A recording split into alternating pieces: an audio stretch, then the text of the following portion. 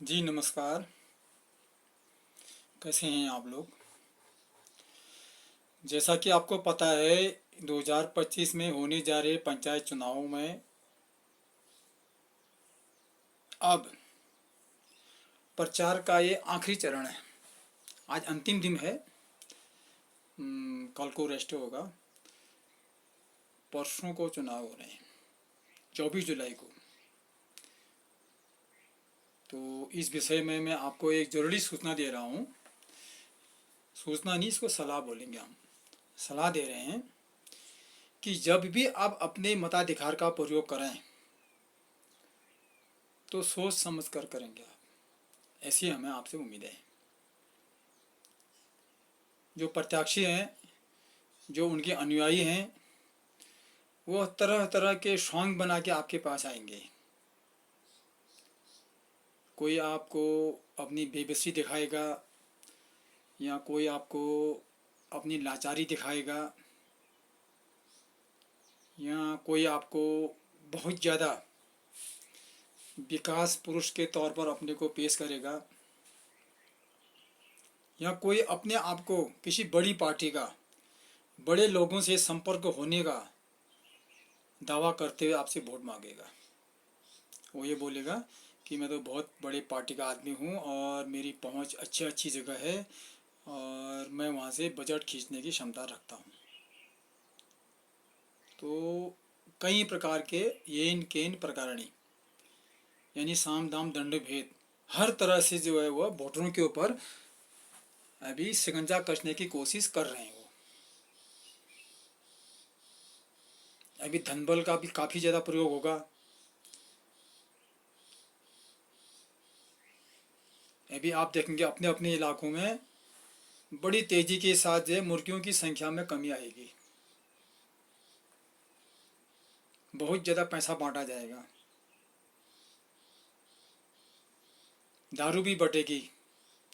ये आंकड़े आपको कहाँ से मिलेंगे? जो ये शराब की दुकानें हैं वहाँ से किस तेज़ी के साथ जो है इन दिनों में, ये पंचायती चुनाव में दारू की बिक्री हुई है, वहाँ से आप पता लग जाएगा आपको। यह सब वोटरों पर अपना अपना शिकंजा कसने के लिए ही इन चीज़ों का इस्तेमाल होगा। ये सारे संसाधन जो हैं इस्तेमाल होंगे। योग्यता के आधार आधार पर तो कोई भी चुनाव नहीं लड़ रहा है। एक आध लोग हैं जो योग्यता के आधार पर जो है लोगों के बीच जा रहे हैं, चीज़ों को देख रहे हैं और चीज़ों का मूल्यांकन कर रहे हैं और अपने दिमाग में रख रहे हैं कि लोगों की समस्याएं कैसे होंगी हल, वो देख रहे हैं। बाकी लोग एक बढ़िया सा गाना लगा के गाड़ी में डीजे लगा रखा उन्होंने, बहुत बढ़िया गाना है, लोक लुभावन गाना है, बढ़िया धुन है, उसके सहारे चल रहे हो। और उनके पास जनता के को कहने के लिए कुछ भी नहीं है। वह सिर्फ लोगों को ख्वाब दिखा रहे हैं कि ऐसा होगा वैसा होगा, लेकिन अंत में कुछ भी नहीं होगा। जो भी होगा उनके अपने लोगों के लिए होगा। आपने देखा होगा बड़ी बड़ी टोलियां बन रही हैं। जैसे घोलियार जाते हैं ना गाँव में, एक गांव से दूसरे गांव घोलियारों की टीम ऐसे जा रही है। लेकिन आपको अपने मत का उपयोग बड़ी सावधानी से करना होगा, बिना किसी प्रलोभन में आए। अभी आपने देखा होगा बहुत सारे लोग दूर दूर का कहाँ कहाँ से रिश्ता बना रहे हैं कि आप फला के ये के ऐसे मेरे रिश्तेदार लगते हैं बोल रहे। आज तक नहीं लगते थे वो, अभी लग रहे हैं वो। तरह तरह के सॉन्ग बना के आ रहे हैं लोग, जो कभी भी जो नमस्कार नहीं बोलते थे, प्रणाम नहीं बोलते थे किसी को, आज वो बोल रहे हैं लोगों के बीच जाके। तो आपने देखा होगा कई सारे हथकंडे अपनाए जा रहे हैं।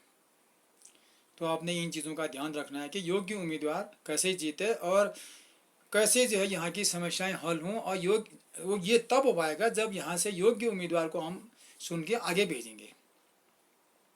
ये ऐसे ही नहीं होगा।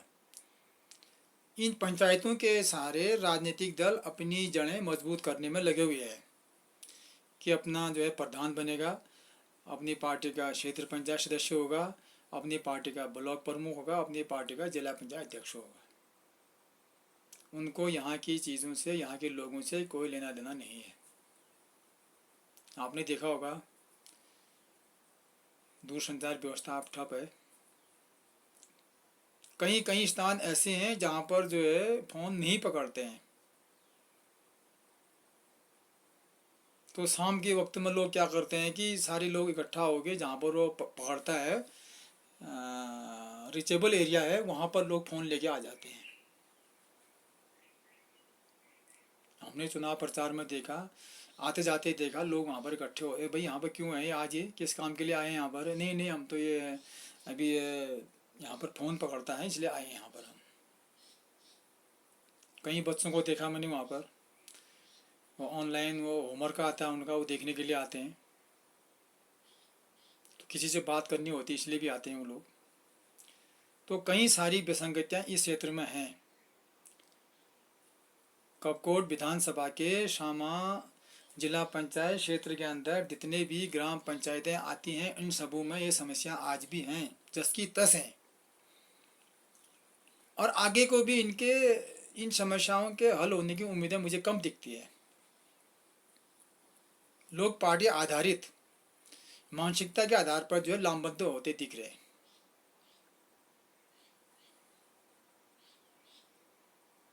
संसाधनों का बेहिसाब इस्तेमाल हो रहा है। लोग बता रहे हैं, खा रहे हैं, पी रहे हैं। सावन के महीने में बिल्कुल मीट मुर्गा चल रहा है, दारू भी चल रहा है, और हम लोग बहुत अच्छे ऊंचे स्तर के हिंदू भी हैं, ऐसी बात नहीं है।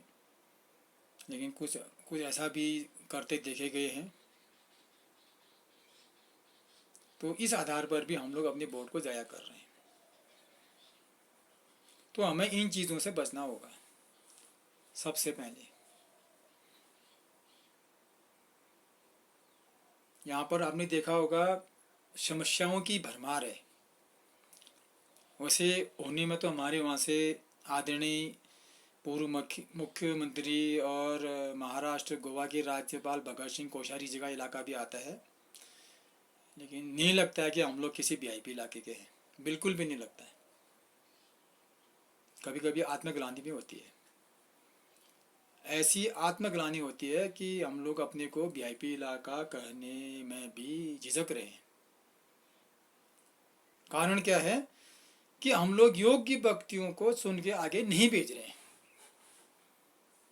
ये बगद्दा का आदमी है, ये इसका पहुंच मोदी जी तक है, इसकी धामी जी तक है, इसकी हरीश रावत जी तक पहुंच है, इसकी फला नेता तक है। ऐसे कह के ही हम जो है लोगों के बीच जा रहे हैं और वोट मांग रहे हैं। भारतीय लोकतंत्र में जो चुनाव में जाने और चुनाव में लोगों से वोट मांगने और वो जो प्रक्रिया बताई गई है वो बिल्कुल भी नहीं चल रही है। उस प्रक्रिया के अंतर्गत हम लोग बिल्कुल भी काम नहीं कर रहे हैं, ना मतदाता कर रहे हैं और ना चुनाव लड़ने वाले कर रहे हैं। और राजनीतिक लोग जो है उस लोकतंत्र में जो कमियां हैं उसका भरपूर फायदा उठा रहे हैं, ऐसा देखने में आ रहा है।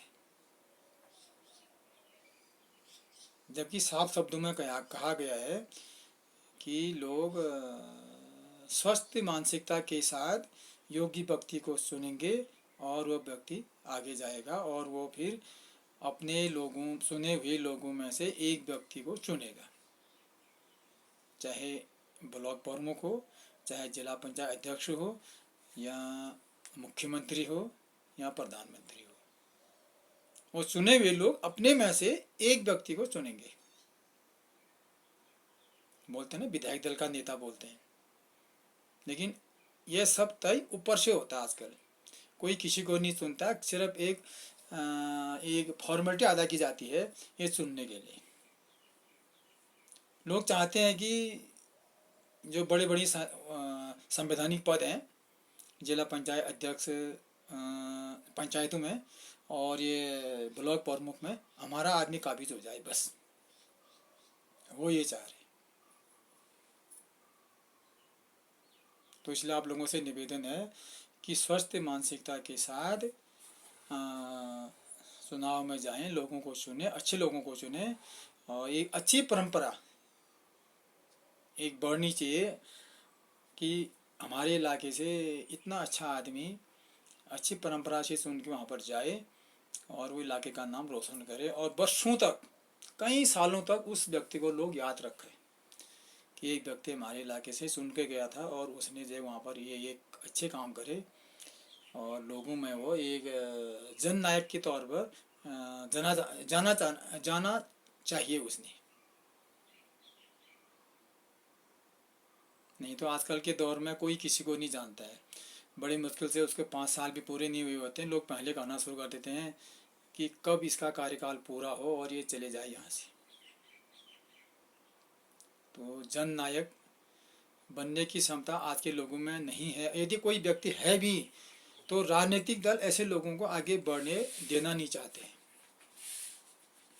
ये सबसे बड़ी हमारी आज के दौर में ये कमियां हैं। हमारी मानसिकता है, हमारे राजनीतिक दलों की मानसिकता है, जो कि भविष्य के लिए अच्छा शुभ संकेत नहीं है। आपने देखा होगा उत्तराखंड राज्य बने 25 साल हो गए, लेकिन कहीं कहीं पर हम लोग 18वीं सदी वाली हालत में है, ये आपने देखा होगा। तो क्यों है कि हम लोग योग्य व्यक्ति को चुन के आगे नहीं भेज रहे। इसलिए इस बार जो चुनाव होंगे उसमें आप लोग जो है बिल्कुल निर्भीक होकर योग्य व्यक्ति को ही चुने। पैसा, मुर्गा और दारू के बल पर आप अपने जनप्रतिनिधि को न चुने। लेकिन आपने देखा होगा आजकल लोग लगभग की मानसिकता बना चुके हैं। पहले क्या होता था, कहीं पर भी भ्रष्टाचार का कोई मामला आता था तो जहाँ पर कहीं उजागर होता था, लोग चर्चा करते थे कि फलां जगह फलां व्यक्ति ने, फलां नेता ने ये भ्रष्टाचार करा है, तो लोग चौंक जाते थे वहाँ पर कि यार ये तो बहुत बड़ी बात हो गई है, ये तो लोगों में ही चर्चा छिड़ जाती थी। लेकिन आज जो है लोगों ने मानसिकता बना दी है और लोग चौंक नहीं रहे। भ्रष्टाचार होने पर लोग बिल्कुल भी चौंक नहीं रहे, लोगों को अचंभा लग ही नहीं रहा है। शायद इसके लिए कारण क्या है कि हम लोग इसके आदी हो चुके हैं। तो इसलिए जब भी मताधिकार का प्रयोग करें तो कम से कम स्वस्थ मानसिकता के साथ अपनी मत का उपयोग करें और अच्छे लोगों को आगे लाएं। और ये लोग ये कमीशन एजेंट के तौर पर ये जनप्रतिनिधि नहीं बन रहे हैं, ये कमीशन एजेंट बन रहे हैं। यहाँ से जो है योजनाओं का जो कमीशन है उसको आगे तक पहुँचाने का जो काम जो करते हैं ये लोग, ऐसे लोगों को न चुनें। धन्यवाद।